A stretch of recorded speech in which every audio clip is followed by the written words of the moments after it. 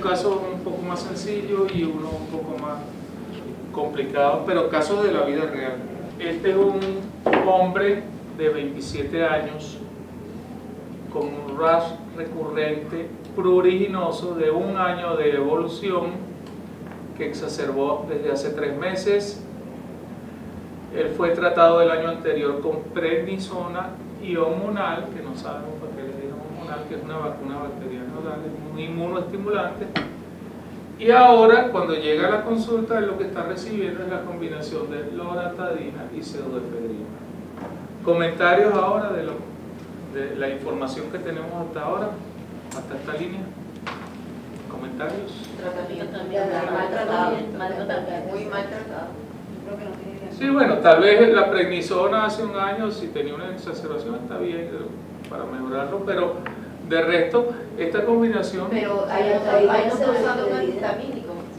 Sí, claro, claro. Yo creo, ese es el comentario que vale la pena hacer, que muchos médicos no saben diferenciar lo que es una combinación de antihistamínico con descongestionante de un antihistamínico solo. Y si usted quiere usar un antihistamínico, use el antihistamínico.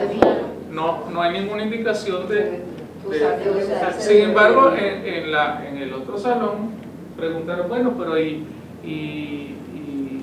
la combinación de antihistamínicos con simpatitomiméticos en urticaria. Y bueno, resulta que sí, hace años había estudios, había casos aislados reportados donde combinaban, porque los simpatitomiméticos inhiben la liberación de mediadores del mastocito. Y entonces había estudios donde incluso nosotros lo llegamos a utilizar, antihistamínicos combinados con terbutalina, con buenos resultados. Se suponía que se potenciaban los dos efectos, el del antihistamínico y el del simpatitomimético. Pero de acuerdo a las guías actuales no hay ninguna indicación para hacer este tipo de combinaciones, ¿no? Además de que esta es una combinación que es dirigida más hacia rinitis, hacia congestión o hacia obstrucción nasal aguda. Entonces no vemos la justificación. Y lo de la vacuna bacteriana no sabemos en realidad por qué la recibió, pero eso está consignado en la historia. Los antecedentes, bueno, sinusitis aguda, él parece ser alérgico a crustáceos y niega alergia a drogas y a otros alimentos. El examen físico, fíjense que un muchacho de 27 años de un sobrepeso importante, está levemente hipertenso y ya vamos a ver las lesiones de la piel. Estas son las lesiones. Son unas lesiones bastante típicas de urticaria. Aquí vale la pena discutir, no todo lo que pica en piel es urticaria. Ojo, ¿no? Sin embargo, la urticaria es bastante típica cuando uno examina al paciente, pero recuerden que hay otra serie de condiciones que dan eritema, dan prurito y que son crónicas, que no son urticarias, entonces no se nos vaya a pasar algo diferente, ¿no? Tal vez en el segundo caso lo vamos a ver mejor. Pero este es el paciente, se ve el sobrepeso, por supuesto. Para 27 años, imagínate. Que más lesiones, fíjense que tienen el abdomen también, en todo el tórax anterior y también en la región dorsal. ¿Lo ven? Tiene todo esto. Por supuesto, él tiene 1 año con eso. Por eso consulta, porque no se siente bien con eso y está preocupado. ¿Qué estudios complementarios estarían indicados en este paciente que ya ustedes me dijeron que es una urticaria crónica? Número 1, hematología, sedimentación y hormonas tiroideas. Número 2, prueba de provocación con aspirina. Número 3, serología para hepatitis. Número 4, biopsia de piel. Y número 5, crioglobulina. ¿Cuál sería el más adecuado de los 5 puntos que tenemos? El 1. ¿Están todos de acuerdo? Sí. Sí, correcto. Esa es la respuesta. Hematología y sedimentación normales, pero es bueno hacerlo. Quiere descartar cualquier otra cosa oculta por allí y generalmente la vamos a encontrar normales, pero está recomendado hacerlo. A él se le hizo también hormonas tiroideas, estaban normales. Se le hizo pruebas cutáneas para decirle que no era la comida, que están negativas, y también se le hizo una serología para el Helicobacter. Recuerden que en crónica hacemos algo que salió negativo. Entonces, ¿cuál es el diagnóstico? Bueno, esto es una urticaria pigmentosa. ¿Por qué no? Tiene urticaria. Bueno, pues las lesiones de urticaria pigmentosa son diferentes. La urticaria pigmentosa es un trastorno clonal de mastocitos y las lesiones son típicas son más bien como unas manchas tipo pardo, un poquito hipercrómicas, y lo característico es que si usted la frota sale una bomba. Eso es el signo de Darier, a los que les gusta las cosas francesas. Entonces, urticaria aguda ya sabemos que no es. Vasculitis, bueno, no tiene el aspecto. Las lesiones al examen clínico no son las de vasculitis. Y una vasculitis cutánea, concha, de un año, ya se hubiera diagnosticado también. Crioglobulinemia, no hay nada que sugiera eso. Y mastocitosis, bueno, sería otra consideración, pero de nuevo la mastocitosis es una enfermedad asociada a la urticaria pigmentosa. Entonces nos quedamos con este paciente tiene urticaria crónica espontánea. Recuerden que ya no hablamos de urticaria crónica idiopática. Ya ese término no se usa. El término idiopática era un problema porque eso lo que hacía era confundir al paciente en el sentido de que este doctor me está diciendo que él no sabe lo que yo tengo. Entonces es mejor decir que existe una enfermedad que se llama urticaria crónica espontánea y es espontánea porque no tiene ninguna otra causa y es una enfermedad de la piel y punto. Y eso al paciente le sale mejor, le suena mejor, ¿verdad? Si no, el médico está confesando su incapacidad porque no sabe lo que tiene. Entonces es una urticaria crónica espontánea, no idiopática.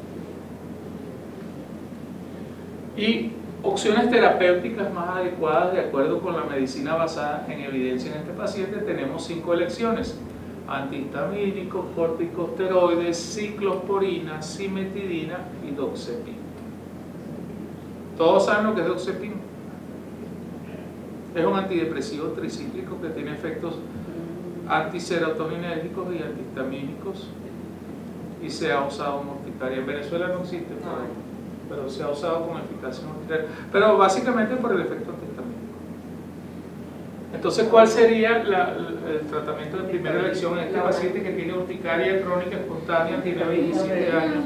Antihistamínico segunda generación. El número 1, ¿verdad? Y correcto, de segunda generación. Me gustó eso. Me gustó porque recuerden que les dije que tenían la misma eficacia, pero mayor seguridad. Que los de primera generación, no están recomendados. Hay una recomendación fuerte, pero de no usarlos. Recomendación. Recuerdan que tenía un menos y el otro tenía un más. Por eso es que es bueno los lineamientos porque ayudan. Entonces, bueno, aquí estamos en este lado. Urticaria crónica espontánea, tiene más de 6 semanas. Y bueno, ya dijimos esto, que le hicimos algunas de estas cosas, le hicimos repertorio depositario, sedimentación, no había historia de reacciones a AINE, le hicimos hormonas tiroideas, se le hizo Helicobacter, depende mucho, le hicimos pruebas de alergia de tipo 1, o sea, depende mucho de la historia clínica también del paciente, pero generalmente, como les digo, y esto lo aprendí yo en estas discusiones, era eso, que el paciente, usted sabe de antemano que en la mayoría de los casos urticaria crónica no tiene que ver con alergia a alimentos, pero el paciente no lo sabe, entonces el paciente hay que demostrárselo, y una manera de demostrárselo es hacer la prueba de piel. ¿Entiendes? Ellos piden una dieta estricta. No, y ellos vienen pidiendo eso, y una manera de decirle al paciente que la dieta no es importante y que no tiene que seguir haciendo esa dieta estricta es hacer la prueba y decirle, mire, oye, tienes alergia a ácaro o todo salió negativo, pero mira ningún alimento. Entonces es como más racional hacerlo así. Y bueno, este paciente tenía lesiones que duran menos de 24 horas, pero más de 6 semanas. Y entonces, bueno, puede ser una urticaria física o una urticaria crónica. El algoritmo es bien útil para de una forma más o menos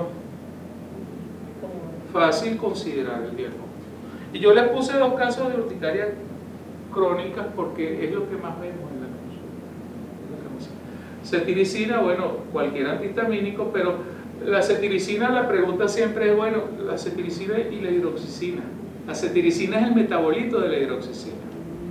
Los dermatólogos, espero que no haya ningún dermatólogo acá, les gusta mucho la hidroxicina porque la han usado por 30 años, pero es muy sedante. En Venezuela no se consigue, la traen de Colombia y la venden ellos mismos, el consultorio. Y ellos están acostumbrados a usarla y les gusta mucho porque les da buenos resultados, es muy buena para urticaria crónica, pero es muy sedante. Si tú sabes que la cetiricina hace lo mismo, pero se da menos, entonces mejor usar cetiricina. No tiene sentido usar cetiricina o alguno de los otros. También tenemos levocetiricina, tenemos otros antihistamínicos.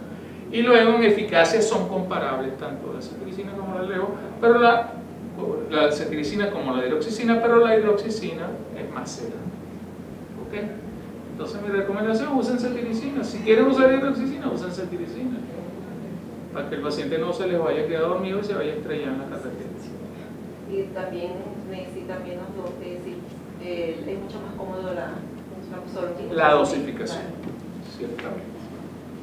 Ah, claro, la hidroxicina tenías que darla 4 veces al día.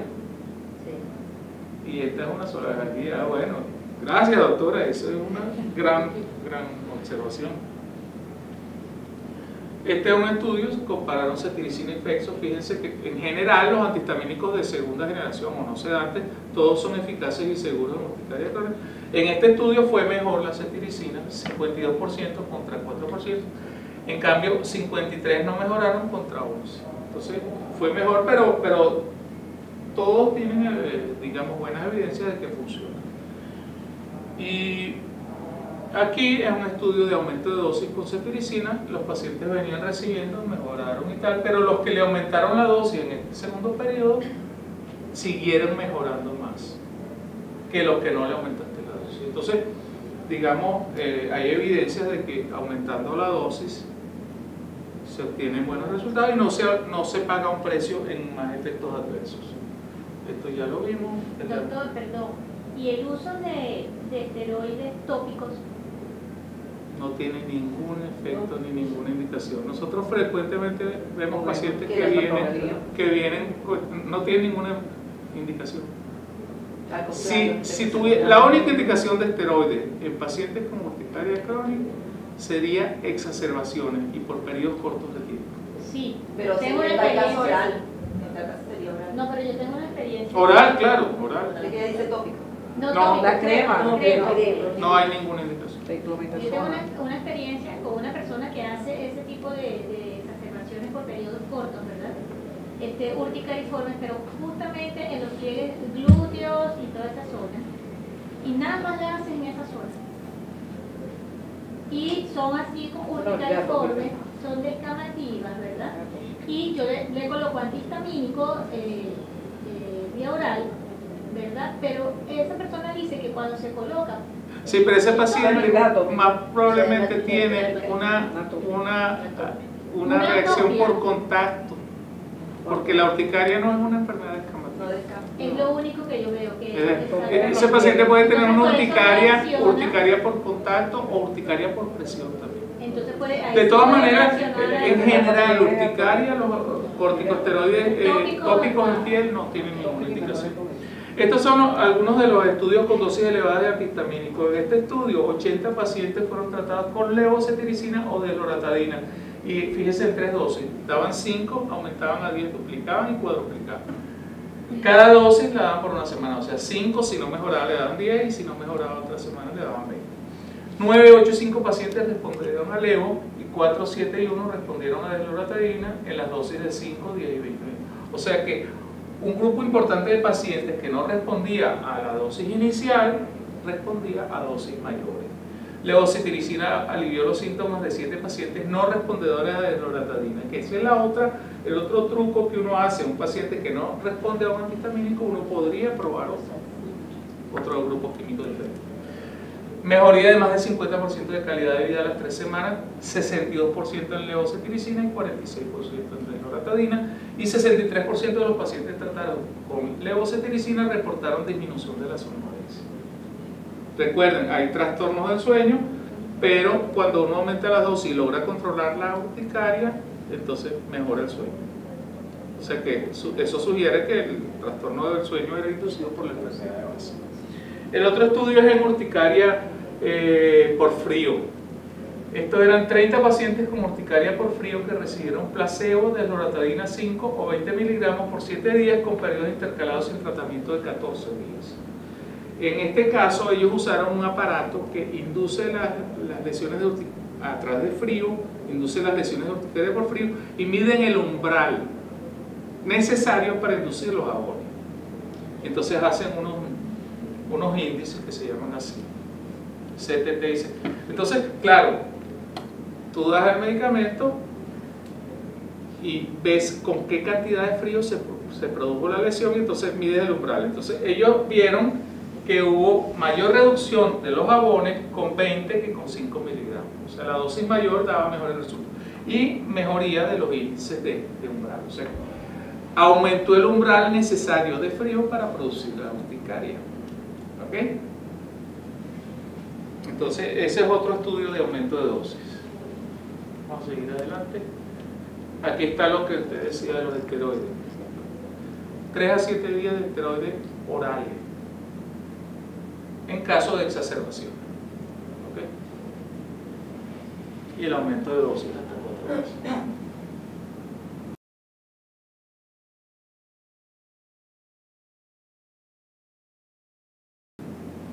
El segundo caso es una señora de 48 años que tiene 8 años con urticaria. Ahora está peor desde hace 6 meses. Ha recibido tratamiento con Benadryl, que es difenhidramina, y con cetirizina. Los antecedentes personales son los que tiene todo el mundo. Casi todo el mundo tiene lo mismo que está aquí. 4 embarazos, 4 partos, ningún aborto, ligadura de trompa, mastoplastia y lipectomía. Ok, la doctora se ríe. O sea, antecedentes fisiológicos todos. De acuerdo a la... ¿Le parece, doctor? ¿Ah? Yo no me la he hecho todavía, pero... Aquí están las lesiones, fíjense que tienen como especie de jabones confluentes y esto es una gran placa urticaria. ¿Okay? El examen físico, bueno, está bien, no es hipertensa, no tiene nada especial. Jabones en el abdomen, dorso, miembros superiores, muslos, piernas y la cicatriz de la lipectomía que se la habíamos mencionado. Entonces, esta paciente básicamente es una persona sana que tiene urticaria crónica. ¿Por qué? Pues no tiene más nada, no tiene otras patologías. El otro muchacho ya estaba hipertenso, estaba obeso, tenía otras comorbilidades. Entonces le hacemos el laboratorio, luego urticaria crónica, entonces se le hacen algunos estudios. Hematología sensiblemente normal, tal vez las plaquetas un poquito allí. BDRL no reactivo, orina y heces normales. T3 y T4 normal y TSH elevada. Y anticuerpos antiperoxidasa tiroidea y antitiroglobulina positivos. Entonces ahora ustedes me dicen con nombre y apellido que tiene esta paciente.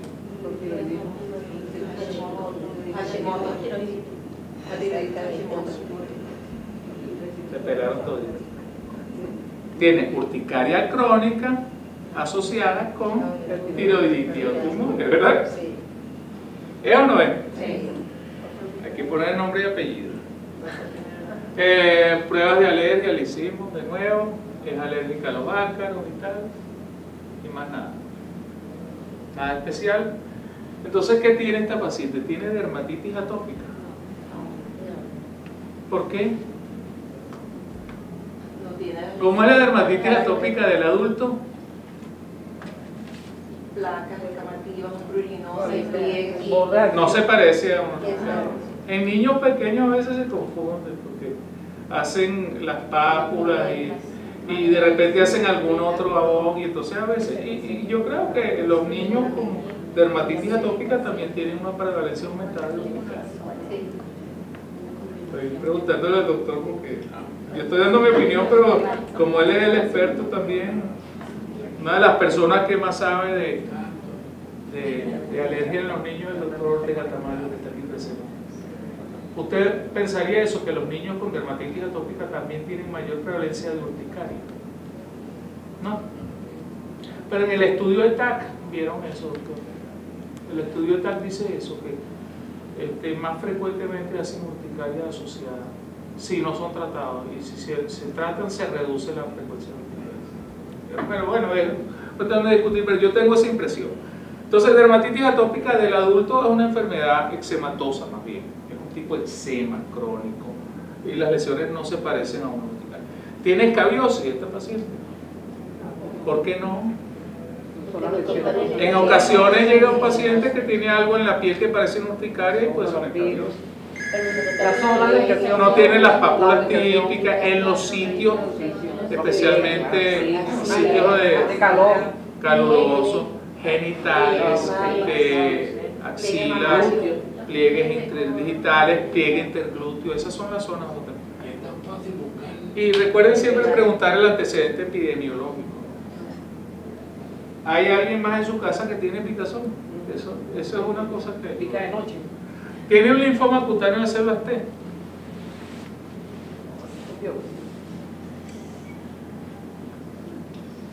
No se parece, pero ocasionalmente pacientes van al alergólogo pensando que tienen una alergia y lo que tienen es un linfoma.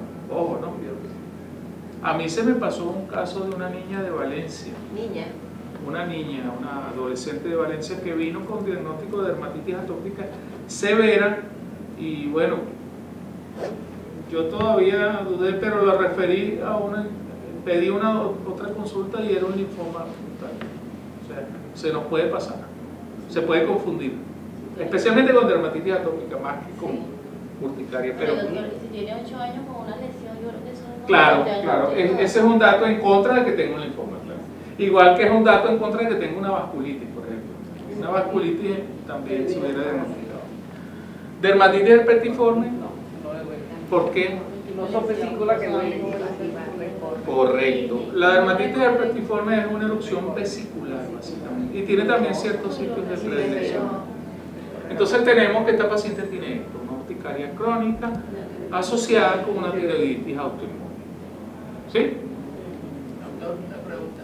En estos casos de urticaria crónica, dura más de 6 semanas de crónica, pero dura 3 meses, una sola vez al año, y siempre en la misma época.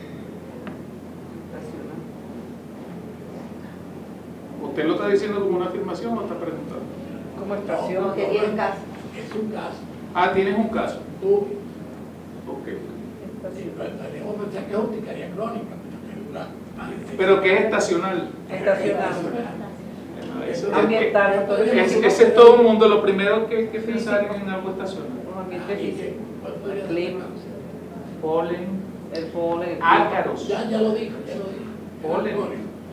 El señor cada vez que se afeitaba, se exacerbaba.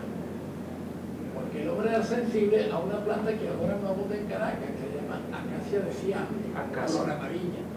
Si yo tengo una mata de acacia de Siam enfrente del baño, cada vez que la ventana abierta, Sí. entonces la rama de la mata llegaba a la ventana del baño, se metía en la ventana, se le exacerbaba. Es muy rara la polinosis en Venezuela, por ejemplo. La polinosis es rara. Sin embargo, yo sí quiero tal vez llamarle la atención de que alergenos ambientales, lo que uno llama aeroalergenos, y que uno los asocia todo el tiempo a rinitis y asma, pueden producir urticaria y angioedema.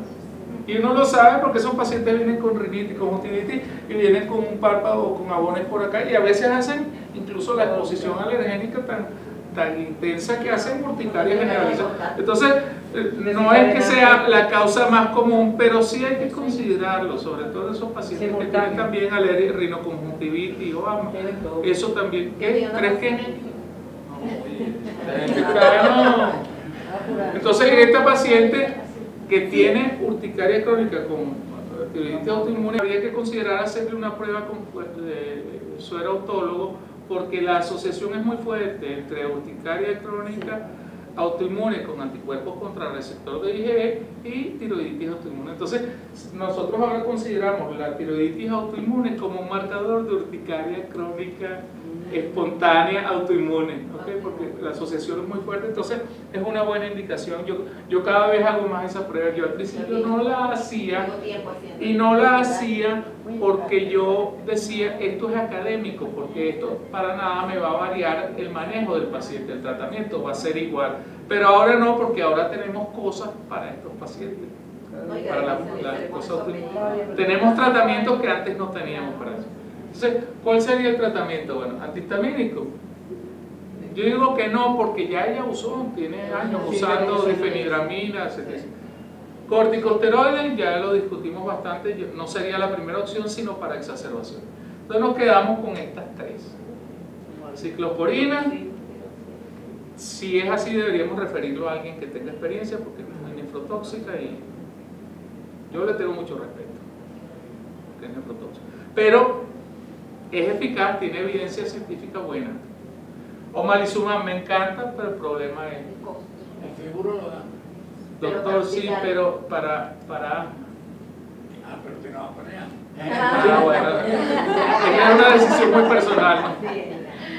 Yo no puedo decir en público eso. Que voy preso, pero sí, es eficaz y es seguro. El único detalle es que tiene que ser usado de nuevo por un especialista.